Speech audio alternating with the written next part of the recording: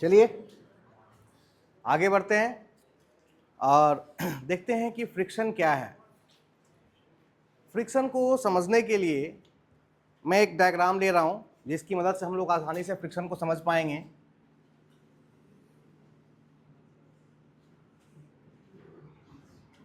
मैंने एक horizontal surface लिया है और इसके ऊपर एक ब्लॉक जिसका मास m है ये रखा गया है, ठीक है।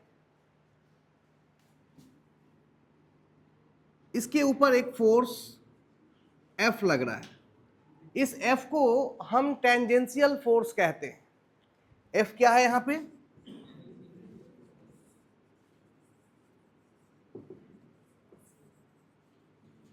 ठीक है, टेंजेंशियल फोर्स क्या है समझेंगे इस बात को।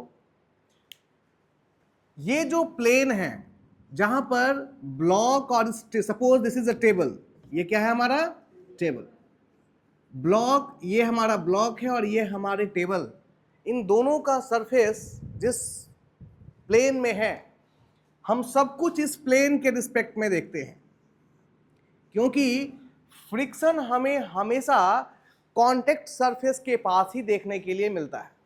बात समझ में आ रही है? जहां पर दो सरफेस आपस में किसमें है, कांटेक्ट में है, वहीं पर हमें फ्रिक्शन देखने के लिए मिलता है, ठीक है। तो ये जो सरफेस है, ये जो सरफेस है, क्योंकि यही टेबल का सरफेस है और यही ब्लॉक का भी सरफेस है, यहीं पर दोनों आपस में क्या है, कांटेक्ट में।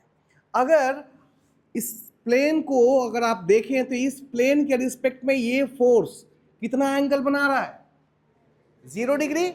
कह सकते हैं कि ये जो प्लेन है और ये फोर्स है आपस में समानांतर अर्थात पैरेलल हैं। पैरेलल का मतलब 0 डिग्री एंगल, ठीक ना। तो जो भी फोर्स पैरेलल टू प्लेन होगा उस फोर्स को हम लोग क्या कहेंगे, टेंजेंशियल फोर्स, ठीक है। जो भी फोर्स पैरेलल टू क्या होगा, प्लेन, और कौन से प्लेन की बात कर रहे हैं, जिस प्लेन में दोनों ही बॉडी का सरफेस आपस में कांटेक्ट में। बात समझ में आ रही है? तो टेंजेंशियल क्यों बोला जा रहा है, टेंजेंशियल इसलिए बोला जा रहा है कि because this force is parallel to the plane. बात समझ में आ रही है? दूसरी चीज अगर देखें, इसका जो वेट है वो किधर काम कर रहा होगा, और रिएक्शन फोर्स, अब अगर हम इस रिएक्शन फोर्स को देखें तो ये इस प्लेन के साथ कितना एंगल बना रही है भाई, यहां पे 90 degree. So this R is called normal force. इसको नॉर्मल रिएक्शन भी कहते हैं। नॉर्मल क्यों कह रहे हैं भाई, बिकॉज ये प्लेन के साथ कितना एंगल बना रही है, 90 डिग्री। तो यदि 90 डिग्री बने तो नॉर्मल होगा और 0 डिग्री बने तो पैरेलल अर्थात टेंजेंशियल होगा। क्लियर है? इस फोर्स को हम टेंजेंशियल फोर्स कहेंगे। ध्यान रहे, जब ये फोर्स F इस ब्लॉक को मूव कराने की कोशिश करे, मैं ये नहीं कह रहा कि मोशन हो रहा है या मूवमेंट हो रहा है, मूवमेंट की टेंडेंसी है, प्रवृत्ति है। अगर फोर्स इस डायरेक्शन में लग रहा है तो ब्लॉक किधर मूव कर सकता है, इसी डायरेक्शन में।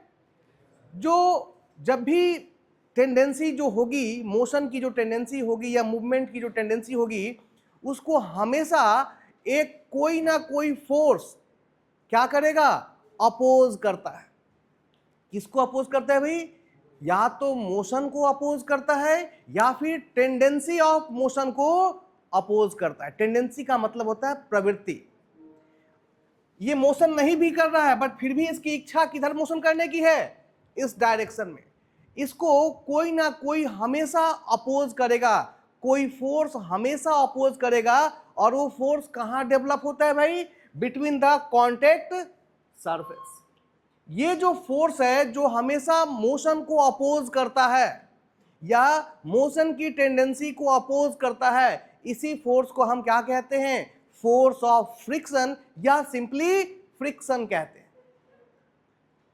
बात समझ में आ रही है? जब भी फ्रिक्शनल फोर्स क्या है, ध्यान दें, फ्रिक्शनल फोर्स एक रिएक्शन फोर्स है। पहली बात जो गांठ बांध के रखनी है फ्रिक्शन में, फ्रिक्शनल फोर्स क्या है, एक रिएक्शन फोर्स है। रिएक्शन फोर्स की क्या खासियत होती है भाई? यह सेल्फ एडजस्टिंग होता है। अगर मैं दीवार के ऊपर 1 न्यूटन का फोर्स लगा रहा हूं तो दीवार मेरे ऊपर कितना लगाएगा रिएक्शन? 1 न्यूटन। मैंने बढ़ा करके 5 न्यूटन कर दिया तो दीवार भी कितना बढ़ा देगा? 5। इसका मतलब ये जो रिएक्शन फोर्स होता है वो सेल्फ एडजस्टिंग होता है। जिस रिस्पेक्ट में हम फोर्स लगाते हैं रिएक्शन अपने आप उसी मैग्नीट्यूड का क्या हो जाता है? डेवलप हो जाता है। तो फ्रिक्शनल फोर्स भी एक सेल्फ एडजस्टिंग फोर्स है, यानी इसकी वैल्यू भी क्या होगी? जैसे जैसे टेंजेंशियल फोर्स की वैल्यू बढ़ेगी फ्रिक्शनल फोर्स की वैल्यू भी क्या होगी? बढ़ेगी। ये हम लोग आगे चल के देखेंगे। फिलहाल फ्रिक्शनल फोर्स है क्या भाई? ये वो फोर्स है जो मोशन को क्या करता है? अपोज करता है।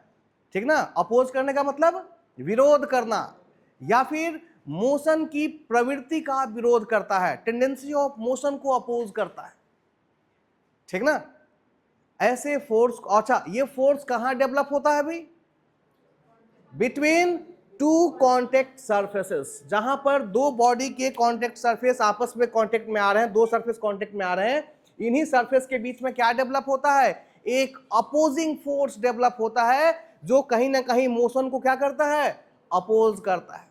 ये जो फोर्स जो मोशन को अपोज कर रहा है या मोशन की प्रवृत्ति को अपोज कर रहा है, इसी फोर्स को हम क्या कहते हैं? फोर्स ऑफ फ्रिक्शन कहते हैं, या फिर सिंपली फ्रिक्शन कहते हैं। बात समझ में आ रही कि फ्रिक्शन क्या होता है या फ्रिक्शन फोर्स क्या होता है? दूसरी चीज मैंने कहा कि फ्रिक्शन फोर्स किस तरह का फोर्स है भाई? तो ये जस्ट लाइक रिएक्शन, मैंने बताया कि ये फ्रिक्शन फोर्स एक रिएक्शन फोर्स है, और रिएक्शन फोर्स की खासियत हम लोग जानते हैं कि रिएक्शन फोर्स क्या होता है? सेल्फ एडजस्टिंग फोर्स होता है। जैसे मैंने आपको बताया कि मैं बोर्ड के ऊपर 5 न्यूटन का फोर्स लगा रहा हूं, पुश लगा रहा हूं, तो उधर से बोर्ड मेरे हाथ पे कितना लगा रहा होगा? 5 ही न्यूटन लगा रहा होगा। अगले क्षण मैंने बढ़ा करके 10 न्यूटन कर दिया तो रिएक्शन कितना डेवलप हो जाएगा? तो किसी ने उसे बताया क्या? नहीं। इसी को कहते हैं सेल्फ एडजस्टमेंट। वो रिएक्शन फोर्स अपने आप एडजस्ट कर लेता है। जो फोर्स हम लगा रहे हैं उसके रिस्पेक्ट में वो उतना ही फोर्स क्या करता है? Equal but opposite in direction force लगा देता है। In the same way friction force यहां पर कहां लगेगा भाई? अगर फोर्स इधर लग रहा था, this force is tangential force, this force is tangential force, तो मोशन किधर हो सकता है? इस डायरेक्शन में। तो फ्रिक्शनल फोर्स हमेशा मोशन को अपोज करता है। तो अगर फोर्स इधर लगा रहे थे, टेंडेंसी इधर थी, तो फ्रिक्शनल फोर्स किधर लगेगा? इधर लगेगा। क्लियर है? अगर फोर्स इधर है यानी मोशन की टेंडेंसी इधर है, तो इस मोशन को अपोज करने के लिए फ्रिक्शनल फोर्स हमेशा उसके अपोजिट डायरेक्शन में लगेगा। नाउ अब मैंने कहा कि ये जो फ्रिक्शनल फोर्स है एफ क्या है हमारा? एफ इज, और इसी को सिंपली हम क्या कहते हैं? फ्रिक्शन कहते हैं। अब मैं कह रहा हूं कि ये जो एफ है, जो फ्रिक्शनल फोर्स है, यह सेल्फ एडजस्टिंग है, because this is a reaction force. Friction force क्या है भाई? Reaction force. अब रिएक्शन फोर्स क्यों है इसको समझें।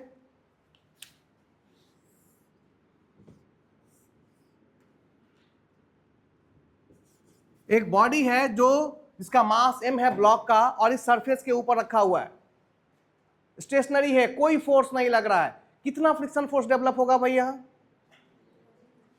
कितना? 0, because this is on horizontal surface. ये कोई मोशन नहीं कर रहा और ना ही इसकी मोशन करने की कोई इच्छा है, कोई टेंडेंसी नहीं दिख रही है। तो फ्रिक्शनल फोर्स तो कब आएगा? जब इसमें या तो मोशन हो या मोशन की प्रवृत्ति हो, टेंडेंसी हो। इसके पास कुछ भी नहीं है, तो फ्रिक्शन फोर्स की वैल्यू कितनी हुई भाई? 0। क्लियर है? अब मैंने क्या किया, यहां पर एक फोर्स लगा दिया F, जिसकी वैल्यू है 1 न्यूटन। जैसे ही मैं 1 न्यूटन का फोर्स लगाऊंगा, इस ब्लॉक की कुछ टेंडेंसी होगी,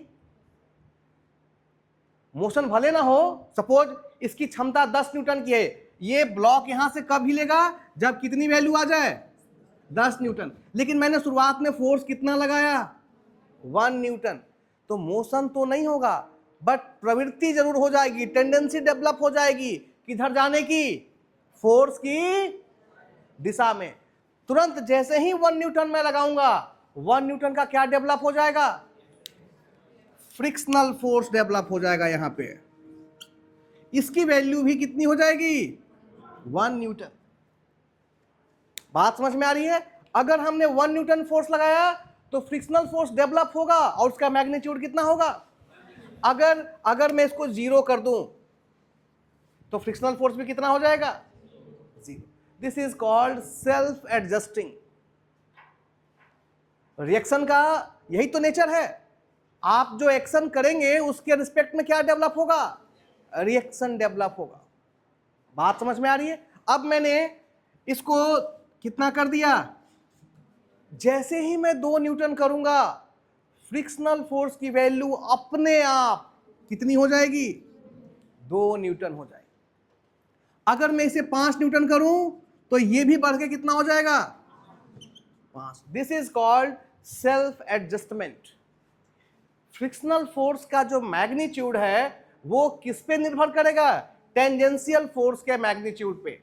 जैसे जैसे टेंजेंशियल फोर्स का मैग्नीट्यूड बढ़ाते जाएंगे, वैसे वैसे फ्रिक्शनल फोर्स का मैग्नीट्यूड भी क्या होता जाएगा।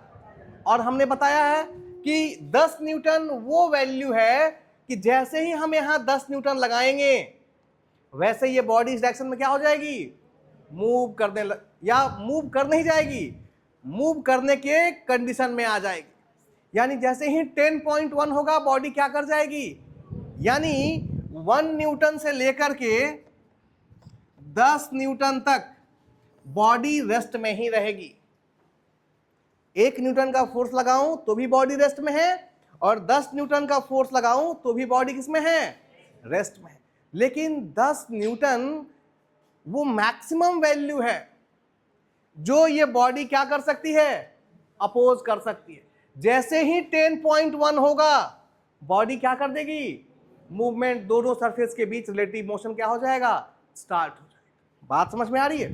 तो धीरे धीरे हम 5 न्यूटन पहुंचे थे, 5 के बाद मैंने इसको कितना कर दिया, तो ये भी कितना होगा, 10 न्यूटन। ठीक ना। अब देखिए 10 न्यूटन जब हम पहुंच गए तो फ्रिक्शनल फोर्स भी कितना हो गया, और हमको पता है कि 10 न्यूटन के बाद जैसे ही थोड़ा सा आगे बढ़ेंगे, मोशन क्या हो जाएगा, स्टार्ट हो जाएगा। ठीक ना। दैट इज 10 न्यूटन में body is about to move. About to move का मतलब जस्ट आगे बढ़ने वाली है। ठीक ना। इस समय फ्रिक्शन का की जो वैल्यू होगी, इस वैल्यू को हम कहेंगे लिमिटिंग फ्रिक्शन। बात समझ में आई। लिमिटिंग फ्रिक्शन क्या है, लिमिटिंग फ्रिक्शन की वो मैक्सिमम वैल्यू है जो बॉडी के जस्ट मूव करने से पहले देखने को मिलता है। बात समझ में आ रही है। लिमिटिंग फ्रिक्शन क्या है भाई, लिमिटिंग फ्रिक्शनल फोर्स फ्रिक्शन की वो वैल्यू है, वो मैक्सिमम वैल्यू है जो मोशन स्टार्ट होने के जस्ट पहले देखने के लिए मिलता है। बात समझ में आ रही। ध्यान रहे, जब 10 न्यूटन लगा तब क्या बॉडी मूव कर रहा था, नहीं कर रहा था ना, बॉडी इज इन रेस्ट। बात समझ में आ रही है। तो फ्रिक्शन को रेस्ट में और मोशन के आधार पर 2 भाग में बांटा गया। जो फ्रिक्शन हम लोगों ने सीखा, इसको 2 भाग में बांटा गया है, static friction and dynamic friction. यदि बॉडी रेस्ट में है तो फ्रिक्शन को हम क्या कहेंगे, स्टैटिक फ्रिक्शन कहेंगे, और यदि बॉडी मोशन कर रही है तो उस समय फ्रिक्शन को हम क्या कहेंगे, डायनेमिक फ्रिक्शन कहेंगे। क्लियर है। फ्रिक्शन कितने तरह के होंगे, 2, static friction and dynamic friction. Static friction का मतलब है बॉडी इज एट रेस्ट। जब बॉडी रेस्ट कंडीशन में हो, उस समय जो फ्रिक्शन की वैल्यूज होंगी उसे हम स्टैटिक फ्रिक्शन कहेंगे, और जब बॉडी मोशन में हो उस समय जो फ्रिक्शन की वैल्यू होगी उसे हम क्या कहेंगे? Dynamic friction. ध्यान रहे, आगे हम लोग पढ़ेंगे डायनेमिक फ्रिक्शन की जो वैल्यू होगी वो हमेशा स्टैटिक फ्रिक्शन से क्या होगी? कम होगी। स्टैटिक फ्रिक्शन की वैल्यू हमेशा ज्यादा रहती है in comparison to dynamic friction. क्यों होगा ये भी हम लोग देखेंगे, ठीक ना। फिलहाल अभी जब तक बॉडी मूव नहीं कर रही है तब तक ये क्या है? कौन सा फ्रिक्शन है? Static friction. अब ध्यान दे, ये जो हमने लिमिटिंग फ्रिक्शन पढ़ा, लिमिटिंग फ्रिक्शन क्या है भाई? This is the maximum value of static friction. Static friction क्या था? जब बॉडी किस अवस्था में हो? रेस्ट अवस्था में। और लिमिटिंग फ्रिक्शन क्या था भाई? जब body is about to move. ये फ्रिक्शन की वो वैल्यू थी जिसके बाद बॉडी क्या कर जाती? मूव कर जाती। लेकिन मूव कर नहीं रही है फिलहाल, move it means body is at rest. इसका मतलब limiting friction itself is static friction. Limiting friction किसका हिस्सा है? स्टैटिक फ्रिक्शन का। क्यों? समझें, स्टैटिक फ्रिक्शन की जो वैल्यू है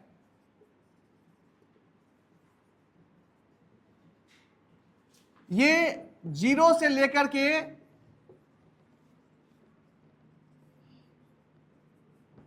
कहां तक वेरी करती है? लिमिटिंग फ्रिक्शन तक। स्टैटिक फ्रिक्शन की मिनिमम वैल्यू कितनी होगी? 0। कब कब होगी? अभी हमने बताया था जब कोई फोर्स नहीं लग रहा है। जब इस बॉडी के ऊपर कोई फोर्स नहीं लग रहा था तो फ्रिक्शनल फोर्स कितना था? 0। इसका मतलब स्टैटिक फ्रिक्शन की मिनिमम वैल्यू कितनी होगी? 0। और मैक्सिमम वैल्यू कितनी होगी? लिमिटिंग फ्रिक्शन देखिए ये वही वैल्यू थी जिसके बाद बॉडी क्या कर जाती? मूव कर जाती। इट मींस स्टैटिक फ्रिक्शन की वैल्यू मिनिमम कितनी होगी? ये है मिनिमम। और मैक्सिमम कितनी होगी? Maximum is equal to limiting friction. और इसीलिए हम कहते हैं limiting friction is the value of maximum value of static friction. Limiting friction कुछ नहीं है, ये स्टैटिक फ्रिक्शन का मैक्सिमम वैल्यू है। बात समझ में आ रही है? नाउ अब आपको क्लियर होगा कि जब बॉडी रेस्ट में हो तो हमें दो तरह के फ्रिक्शन देखने के लिए मिलेंगे। एक तो स्टैटिक फ्रिक्शन और उसी के मैक्सिमम वैल्यू को हम क्या कह देंगे? Limiting friction. अब मान लो 10 न्यूटन जो था लिमिटिंग फ्रिक्शन की वैल्यू थी, ठीक है। हम लोग लिमिटिंग फ्रिक्शन पहुंच चुके हैं। एफ बी कितना हो जाएगा? 10 न्यूटन। टेंजेंशियल फोर्स जब आपने 10 लगाया ये भी कितना हो गया? 10। हम लिमिटिंग फ्रिक्शन तक पहुंच चुके हैं। अब जैसे ही 10 के बाद ये क्या होगा? 11 न्यूटन होगा। अब आप कहेंगे कि सर अभी तक तो आप कह रहे थे कि फ्रिक्शनल फोर्स जो होता है वो सेल्फ एडजस्टिंग होता है, तो 10 के बाद इसे भी कितना होना चाहिए था? लेकिन ऐसा नहीं होगा, क्योंकि फ्रिक्शन सेल्फ एडजस्टिंग होता है विद इन अ लिमिट। ये सेल्फ एडजस्टिंग टेंडेंसी फ्रिक्शन की कहां तक चलती है? एक लिमिट तक चलती है। और उसी वैल्यू को हो फ्रिक्शन की उसी वैल्यू को हम क्या कहते हैं? Limiting friction. इसके बाद ये बढ़ेगी नहीं, ठीक ना। उसके बाद बॉडी क्या होगा? आगे मूव करना शुरू कर देंगे। और तब हम फ्रिक्शन को स्टैटिक नहीं बोलेंगे, क्या बोलेंगे? डायनेमिक फ्रिक्शन बोलना शुरू कर देंगे। बात समझ में आ रही है?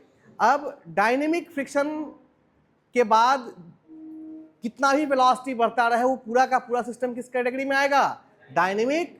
एक बार जब मोशन हो गया तो उस मोशन के दौरान जो भी फ्रिक्शन हम लोग एक्सपीरियंस करेंगे उस फ्रिक्शन को हम क्या कहेंगे? Dynamic friction. बात समझ में आ रही है? ये डायनेमिक फ्रिक्शन आगे हम देखेंगे कि डायनेमिक फ्रिक्शन कितने तरह का होगा भाई? 2 तरह का। एक को हम बोलेंगे स्लाइडिंग फ्रिक्शन और दूसरे को बोलते हैं रोलिंग फ्रिक्शन, ठीक है। डायनेमिक फ्रिक्शन में, हाँ जी क्या हुआ? तो उधर से जाइए, टेबल सही करो वहां पे। हाँ देखेंगे, डायनेमिक फ्रिक्शन को अगेन दो भाग में डिवाइड किया गया।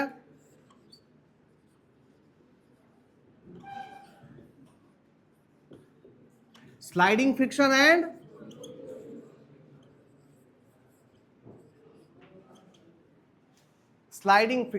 Rolling friction. क्या मतलब है भाई? स्लाइडिंग फ्रिक्शन में एक सरफेस दूसरे सरफेस के ऊपर स्लाइड करता है, ठीक ना, और रोलिंग में एक सरफेस दूसरे सरफेस के ऊपर क्या करता है? रोल करता है, ठीक है। अब इन दोनों को अलग क्यों किया गया, इसको समझें। स्लाइडिंग फ्रिक्शन की जो वैल्यू होती है वो बहुत ज्यादा बड़ी होती है। Sliding friction is far far far greater than rolling friction. ये बहुत इंपॉर्टेंट है, इसको समझना। दोनों ही, स्लाइडिंग फ्रिक्शन हो या रोलिंग फ्रिक्शन हो, दोनों ही किसके पार्ट हैं? डायनेमिक फ्रिक्शन के। यानी दोनों ही केस में मोशन तो हो रहा है। स्लाइडिंग फ्रिक्शन के केस में फ्रिक्शन फोर्स की वैल्यू बहुत ही ज्यादा होती है और रोलिंग फ्रिक्शन की वैल्यू क्या हो जाती है? काफी कम हो जाती है। ये एक बहुत बड़ा डिफरेंस है। आपने देखा होगा, जिस चीज को भी हमें मूव कराना होता है उसे हम रोलर के शेप में बनाते हैं। आप देखिए, जितने गाड़ियों के चक्के हैं सब में व्हील कैसा बना हुआ है? ताकि वो कैसा कर सके? रोल कर सके। अगर मैं आपको एक बड़ा सा तेल का ड्रम दे दूं और कहूं कि इस कॉर्नर से उसका कॉर्नर ले जाना है, तो आपके पास दोनों ऑप्शन होंगे कि आप स्लाइड कराते हुए ले जाएं या आप क्या चुनेंगे भाई? रोलिंग।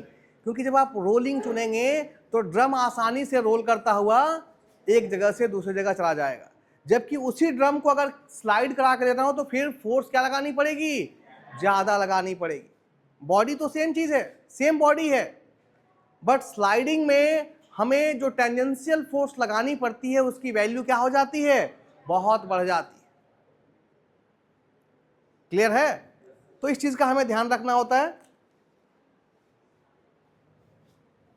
अच्छा, स्लाइडिंग फ्रिक्शन क्या होगा भाई? जब दो सरफेस के बीच में क्या कैसा मोशन हो रहा हो? स्लाइडिंग मोशन हो रहा हो, उस समय जो फ्रिक्शन होगा उस फ्रिक्शन को ही हम क्या कहेंगे? Sliding friction. और जब दो बॉडी के सरफेस एक दूसरे के ऊपर क्या कर रहे हो? रोल कर रहे हो, उस समय जो होगा वो क्या कहलाएगा? Rolling surface. रोलिंग में कोफिशिएंट ऑफ फ्रिक्शन कम क्यों हो गया भाई? सॉरी, रोलिंग के केस में जो फ्रिक्शनल फोर्स है वो कम क्यों हो गया? हाँ जी, हाँ, दिमाग में आ रहा है कि सरफेस एरिया क्या है? कम लग रहा है। जबकि आगे हम लोग पढ़ेंगे कि फ्रिक्शन को कॉन्टेक्ट सरफेस एरिया से कोई लेना देना नहीं है। जब भी कोई बॉडी रोल करती है, ध्यान दें,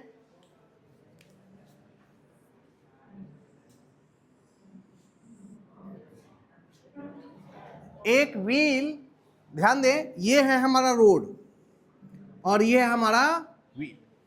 अगर आप व्हील और रोड के रिलेशन को देखें तो यह आपको स्पर्शी के रूप में नजर आएगा।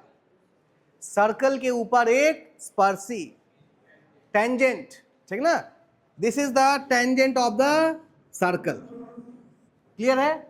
याद कीजिए, ज्योमेट्री में सर्कल के ऊपर टेंजेंट कहां टच करता है? एक सिंगल पॉइंट पे टच करता है। करता है? एक सिंगल पॉइंट पर टच करता है। अब जरा देखें, इसी व्हील को यदि मैं ऐसे रखूं और तब इसको यहां से खींचूं तो ये स्लाइडिंग हो जाएगा, और अगर खड़ा करा करके फोर्स लगाऊं तो ये क्या होगा? रोलिंग होगा। अब रोलिंग में हमें कम फोर्स लगाना पड़ रहा है। क्यों? जरा ध्यान से देखें। अगर ये इस कांटेक्ट में इस तरीके से है तो इसके कई पॉइंट क्या कर रहे हैं? सरफेस को टच कर रहे हैं, और इसका एक पॉइंट सरफेस को टच कर।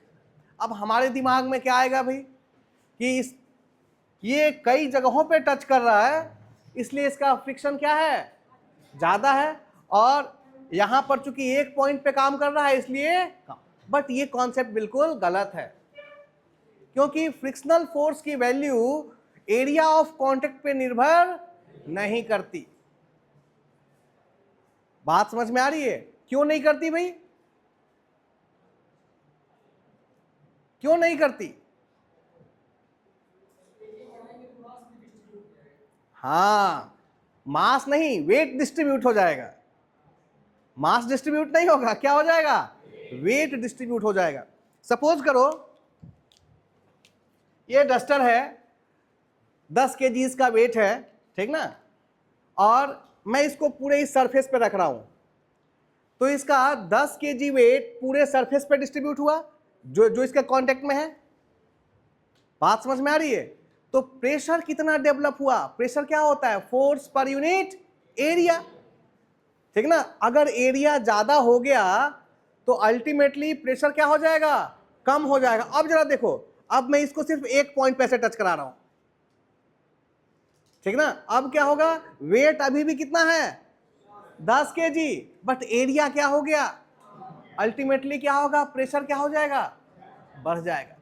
फ्रिक्शन फोर्स डिपेंड किन चीजों पे करता है भाई, दो सरफेस के बीच जो कांटेक्ट है, roughness of the two surfaces. Frictional force की वैल्यू डिपेंड करती है roughness between the two surface and the pressure between the two surface. बात समझ में आ रही है? एक तो दो सरफेस कितना रफ है। ध्यान दीजिए, इस चैप्टर से पहले मैं कहीं भी फ्रिक्शन को कंसिडर नहीं कर रहा था। हर जगह हम लोग सरफेस को फ्रिक्शनलेस मान लेते थे और तब स्टडी करते थे। अब यहां पर अब हम फ्रिक्शन को कंसिडर कर रहे हैं। Friction is a reality. हम कभी भी फ्रिक्शन को जीरो नहीं कर सकते। आपने देखा होगा कुछ बॉडीज आपको मैकेनिकल में ऐसी मिलेंगी जो बिल्कुल स्मूथ है, बट स्मूथ होने के बावजूद जब हम उसको माइक्रोस्कोप के नीचे देखेंगे तो उनके अंदर क्या बने होंगे, कई सारी रेफरेंस आपको दिख जाएगी जो हम खुली आंखों से नहीं देख सकते। मशीनिंग करके हमको लगता है कि हमने सरफेस को स्मूथ कर लिया। ये सरफेस देखने में दिख रहा है, इसका सरफेस कैसा दिख रहा है, स्मूथ दिख रहा है, बट इसको अगर आप माइक्रोस्कोप के नीचे देखेंगे तो फिर ये सरफेस स्मूथ है नहीं। हम किसी भी सरफेस को फ्रिक्शनलेस नहीं बना सकते, चाहे हम कितनी भी प्रिसाइज मशीनिंग कर लें, बट सरफेस को हम 100% स्मूथ नहीं कर सकते। इट मींस फ्रिक्शनलेस नहीं कर सकते। बात समझ में आ रही है? तो फ्रिक्शनल फोर्स दो लोगों पे निर्भर करता है। पहला है roughness of the surface. Surface जितना ज्यादा स्मूथ होगा, फ्रिक्शनल फोर्स की वैल्यू उतनी ही क्या होगी, कम होगी। पहली चीज तो ये। दूसरा, जो दो सरफेस हैं जो आपस में कांटेक्ट में हैं, अगर इनके बीच का जो प्रेशर है किस प्रेशर के साथ रखे गए हैं, ध्यान दो, ये मेरे दोनों हाथ बहुत आसानी से मैंने रखे हैं और एक दूसरे पर क्या कर सकते हैं, मोशन कर सकते हैं। लेकिन दो स्टूडेंट बाहर आकर मेरे दोनों हाथों को दोनों साइड से दबा दें, आप कहें कि सर आप अपना हाथ ऊपर नीचे करो, तो होगा क्या, नहीं। क्यों? बिकॉज फ्रिक्शनल फोर्स की वैल्यू क्या हो गई, बढ़ गई। रफनेस तो अभी भी वही है सरफेस की, लेकिन क्या बढ़ गया, लगने वाला प्रेशर बढ़ गया। बात समझ में आ रही है? तो फ्रिक्शनल फोर्स के मैग्नीट्यूड को सिर्फ दो लोगों से मतलब है। पहला है रफनेस ऑफ द सरफेस और दूसरा प्रेशर बिटवीन द सरफेस। जिस प्रेशर के कारण दोनों सरफेस आपस में किसमें रखे गए हैं, कांटेक्ट में रखे गए। बात समझ में आ रही है? अब जरा देखिए, यहां पर अगर आप देखेंगे ध्यान से तो वेट क्या हुआ, बड़े से एरिया में डिस्ट्रीब्यूट हो गया, तो प्रेशर क्या हो गया, कम हो गया। यहां पर पूरा का पूरा वेट एक पॉइंट पे लग रहा है। बात समझ में आ रही है? यहां एरिया क्या है, कम है, और यहां एरिया क्या है। तो अगर हम चेक करें दोनों ही केस में तो कोई चेंज फ्रिक्शनल फोर्स में नहीं आएगा, बिकॉज यहां प्रेशर क्या हो गया, कम हो गया। एरिया बढ़ा तो प्रेशर क्या हो गया, कम हो गया ना। एरिया तो बढ़ गया, लेकिन क्या कम हो गया भाई? प्रेशर कम हो गया। यहां एरिया कम हुआ तो क्या बढ़ गया? प्रेशर बढ़ गया। अल्टीमेटली फ्रिक्शनल फोर्स में कोई चेंज नहीं, क्योंकि यहां पर एरिया ऑफ कांटेक्ट तो बढ़ा है, लेकिन एरिया ऑफ कांटेक्ट बढ़ने के कारण क्या चीज कम हो गई है? प्रेशर कम हो गया। और यहां पर एरिया ऑफ कांटेक्ट कम है तो प्रेशर क्या हो गया? बढ़ गया। तो अल्टीमेटली जो इफेक्ट आता है वो क्या रहता है? कोई चेंज नहीं हो पाता है। इसीलिए सरफेस एरिया बढ़ा दें या सरफेस एरिया क्या कर दें? कम कर दें, क्योंकि सरफेस एरिया बढ़ाएंगे तो प्रेशर क्या हो जाएगा? कम, और सरफेस एरिया घटाएंगे तो प्रेशर क्या हो जाएगा? बढ़ जाएगा। अल्टीमेटली रिजल्ट में कोई चेंज नहीं आता है, जिसके कारण हमारा फ्रिक्शनल फोर्स की वैल्यू क्या रह जाती है? अनचेंज रह जाती है। आइए देखते हैं कोफिशिएंट ऑफ फ्रिक्शन। देखेंगे कोफिशिएंट ऑफ फ्रिक्शन क्या होता है। Coefficient of friction basically ratio होता है। क्या होता है भाई? रेशियो होता है किसका किसका? लिमिटिंग फ्रिक्शनल फोर्स अपॉन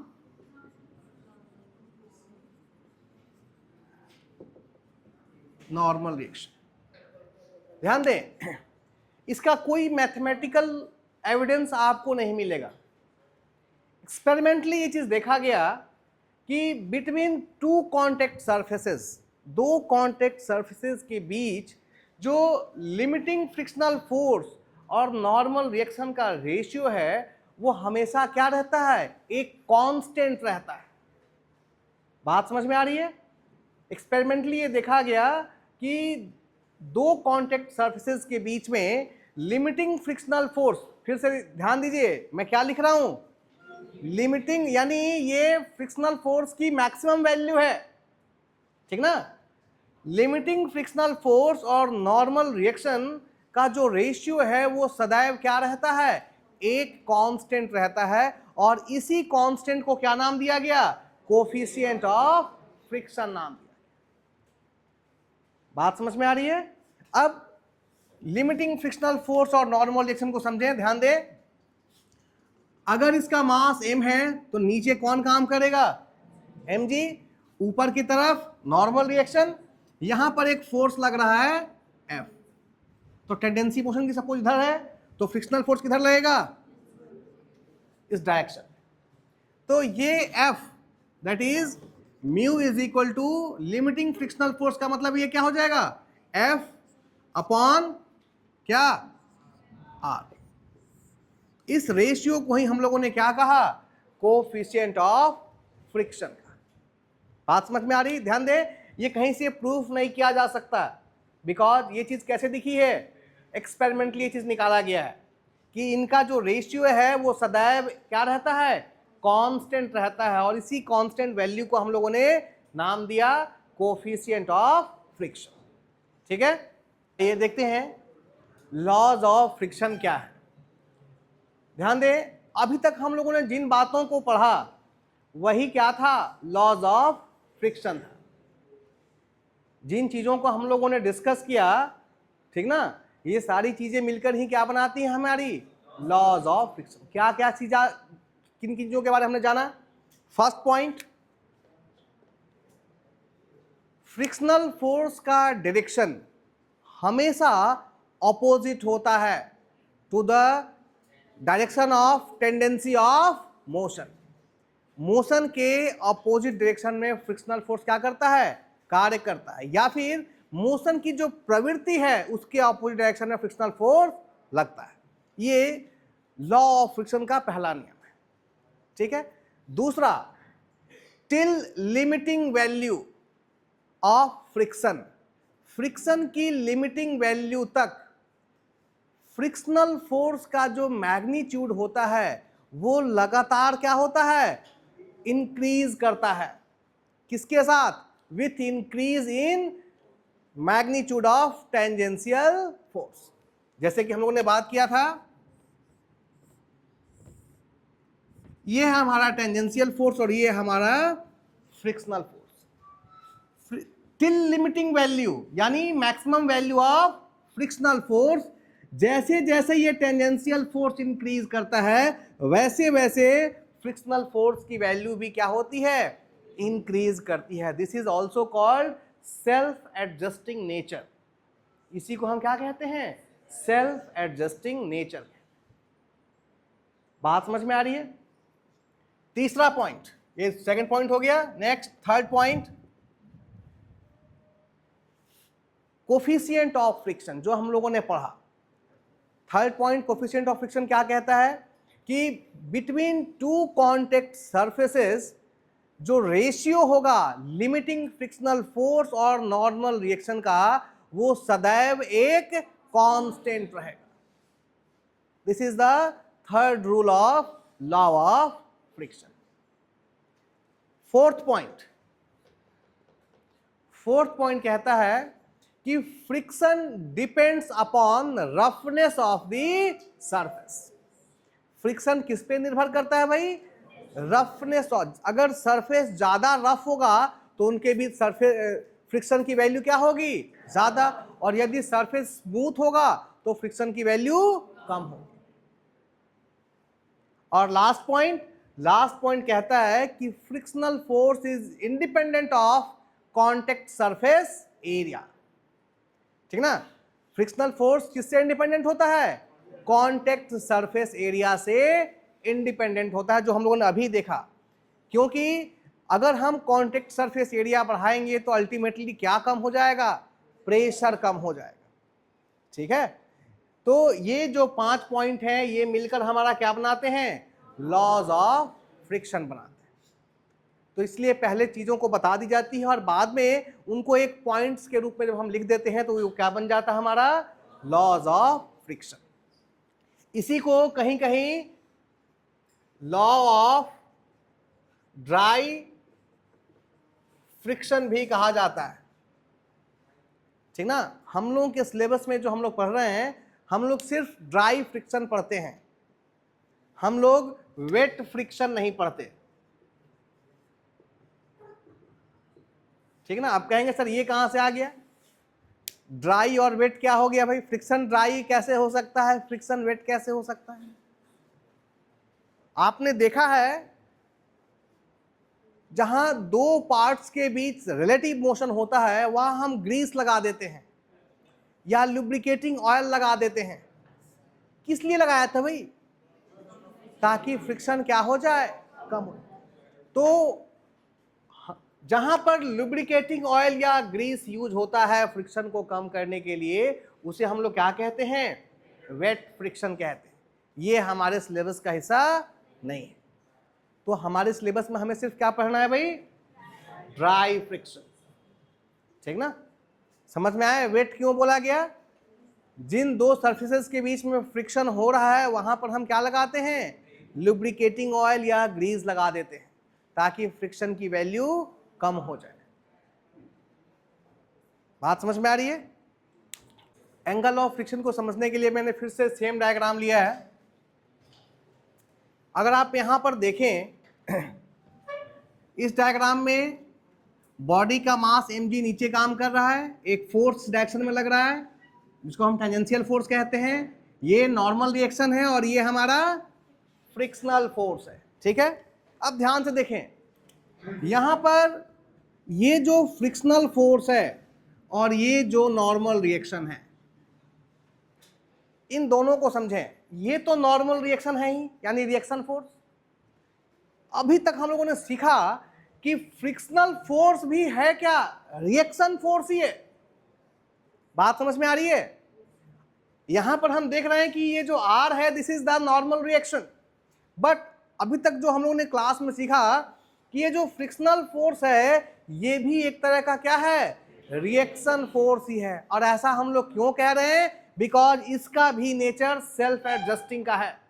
ये इस फोर्स के मैग्नीट्यूड के अनुसार अपना मैग्नीट्यूड भी क्या कर लेता है, चेंज कर लेता है। और ये प्रॉपर्टी सिर्फ किसके पास होती है, रिएक्शन के पास होती है। इसका मतलब है इस डायग्राम में हमारे पास दो रिएक्शन हैं, इस पॉइंट पर दो रिएक्शन लग रहे हैं। ठीक ना, तो अब जब एक ही जगह दो रिएक्शन है तो हम क्या करते हैं, रिजल्टेंट निकालते हैं। एक ही जगह अगर दो रिएक्शन लग रहे हैं तो हम उन दोनों रिएक्शंस का क्या निकाल लेते हैं, रिजल्टेंट निकाल लेते हैं। अब देखिए एक ये है और दूसरा दोनों वेक्टर्स हैं, क्योंकि फोर्स है तो क्या है, वेक्टर। अब दो वेक्टर्स का रिजल्टेंट निकालने के लिए हम लोगों ने सीखा था मेथड ऑफ ट्रायंगल या मेथड ऑफ पैरेललोग्राम, ठीक ना। आइए इसको अगर हम देखें तो सबसे पहले मैं ले रहा हूं फ्रिक्शनल फोर्स, ठीक है। अब फ्रिक्शनल फोर्स के हेड से किसके टेल को जोड़ दें, नॉर्मल रिएक्शन के टेल को। ऐसे ही तो रिजल्टेंट निकालते हैं।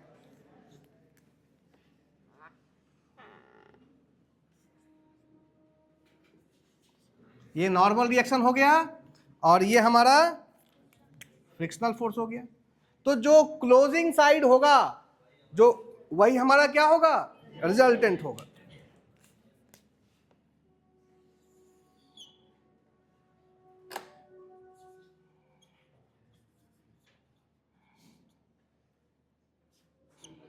ठीक है, ये आ गया हमारा रिजल्टेंट। ये रिजल्टेंट नॉर्मल के साथ कितना एंगल बना रहा है भाई, थीटा। ये जो रिजल्टेंट आया ये नॉर्मल के साथ, नॉर्मल रिएक्शन के साथ आर के साथ कितना एंगल बना रहा है, थीटा। ये जो थीटा है, ठीक ना, इसी थीटा को हम क्या कहते हैं, एंगल ऑफ फ्रिक्शन कहते हैं।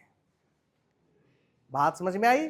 अब कोई पूछे कि एंगल ऑफ फ्रिक्शन क्या है, ठीक है, तो हम कहेंगे कि रिजल्टेंट रिएक्शन और, अच्छा अब बात करेंगे कि रिजल्टेंट रिएक्शन क्या है भाई। तो रिजल्टेंट रिएक्शन क्या है, फ्रिक्शनल फोर्स और नॉर्मल रिएक्शन का जो रिजल्टेंट है उसे ही हम क्या कह रहे हैं, रिजल्टेंट रिएक्शन कह रहे हैं। तो रिजल्टेंट रिएक्शन और नॉर्मल रिएक्शन के बीच जो एंगल होता है उसी एंगल को हम क्या कहते हैं, एंगल ऑफ फ्रिक्शन कहते हैं। बात समझ में आ रही है। अगर आप यहां पर देखें ध्यान से तो इसको आप ऐसे बना सकते हैं, यहां पर भी इसको बना सकते हैं, दिस इज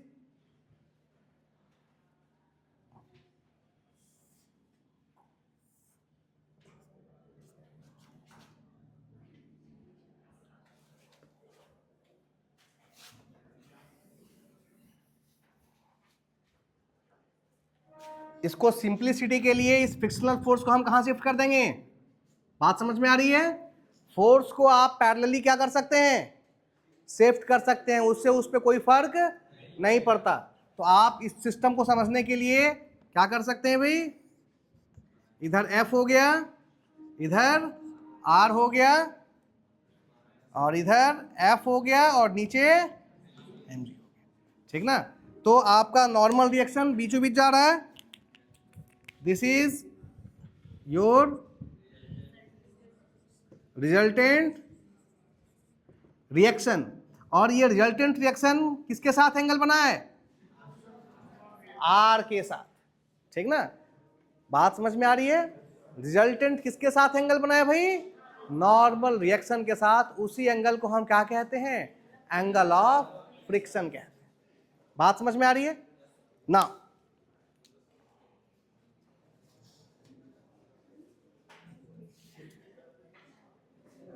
एक चीज और देखेंगे, थोड़ा सा यहां कुछ और चीज सीखने वाली है, उसको देखें।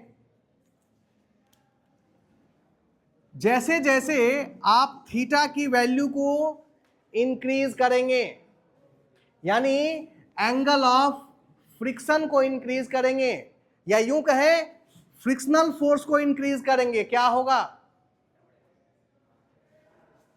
यहां देखिए यहां देखिए यहां देखिए, यहां ध्यान से समझेंगे। अगर आप इस फ्रिक्शनल फोर्स F को बढ़ाएं तो धीरे धीरे सेल्फ एडजस्टिंग नेचर के कारण फ्रिक्शनल फोर्स की वैल्यू भी क्या होती जाएगी, बढ़ती जाएगी। और हमको पता है कि बढ़ करके ये कहां तक पहुंच पाएगा, लिमिटिंग फ्रिक्शन तक पहुंच पाएगा, इससे ऊपर नहीं जा सकता। अब जरा ध्यान से देखो, जैसे जैसे F को बढ़ाओगे थीटा का क्या होगा भाई, अगर आप F को बढ़ाते जाओगे तो थीटा का क्या होता जाएगा? हाँ जी, कहां से आवाज आई?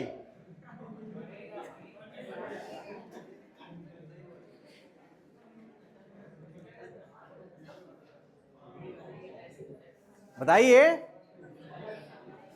अब देखो, ऐसे समझो, फोर्स का जो लेंथ होता है, वेक्टर का जो लेंथ होता है, वही उसका क्या देता है भाई? मैग्नीट्यूड देता है ना। अब हमको F को बढ़ाना है, इसका मतलब F को हम क्या करेंगे? लंबाई को क्या कर देंगे? हमने इतना कर दिया, तो अब जरा देखो रिजल्टेंट अब यहां से बनेगा। तो थीटा बढ़ रहा है कि घट रहा है मेरे भाई? हाँ, पहले ये थीटा था और अब ये थीटा हो गया, तो थीटा क्या हो रहा है? इंक्रीज कर रहा है। बात ठीक है? चलो देखो, अगर हम क्लास में बोलते हैं तो ही चीज होने वाली है ना, या तो गलत या तो सही। गलत होगा तो कुछ सही जान जाएंगे, बोलेंगे नहीं तो कुछ नहीं जानेंगे। बात समझ में आई? अब ये बात समझ में आई ना कि अगर हम फ्रिक्शनल फोर्स को बढ़ाएं तो ये लेंथ बढ़ेगा, ये लेंथ बढ़ेगा तो थीटा की वैल्यू क्या हो जाएगी? इंक्रीज कर जाएगी। बात समझ में आ रही है? और जब F लिमिटिंग वैल्यू तक पहुंचेगा तब ये थीटा की वैल्यू क्या हो जाएगी? मैक्सिमम। क्योंकि F मैक्सिमम कहां तक जा सकता है? लिमिटिंग फ्रिक्शन तक ही जा सकता है। बात समझ में? हाँ हाँ मेरे भाई, आप आगे कर लो। पहले इतना था, कहेंगे नहीं सर मैं तो आगे बढ़ाऊंगा। बढ़ाओ, जैसे ही आगे बढ़ाओगे तो नियम बना हुआ है कि जब आप इसको ऐड करेंगे तो हमेशा यहां से ऐड करेंगे। तो पहले आपने यहां से ऐड किया था और अब आपने यहां से ऐड कर लिया, तो फिर से थीटा क्या हो जाएगा? इंक्रीज कर जाएगा। आप इधर बढ़ाओ या उधर बढ़ाओ, कोई फर्क नहीं पड़ता।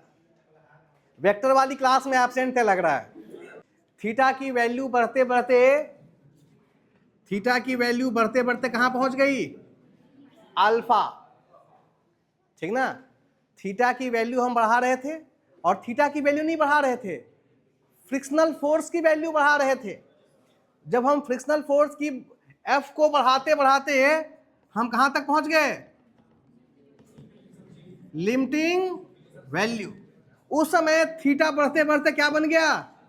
अल्फा बन गया। ठीक ना? तो अल्फा को क्या कहा जाएगा भाई? जैसे इसको हमने कहा था एंगल ऑफ फ्रिक्शन, अल्फा कहलाएगा एंगल ऑफ लिमिटिंग फ्रिक्शन। बात समझ में आ रही है? और उस समय हम फ्रिक्शनल फोर्स की जगह क्या ले लेंगे? लिमिटिंग फ्रिक्शनल फोर्स की वैल्यू को यूज कर। बात समझ में आ रही है? चलिए, आज आपकी सेवा यहीं तक रहेगी। अगली क्लास में हम लोग इसके मैथमेटिकल पोर्शन की तरफ मूव करेंगे। ठीक है? Thank you.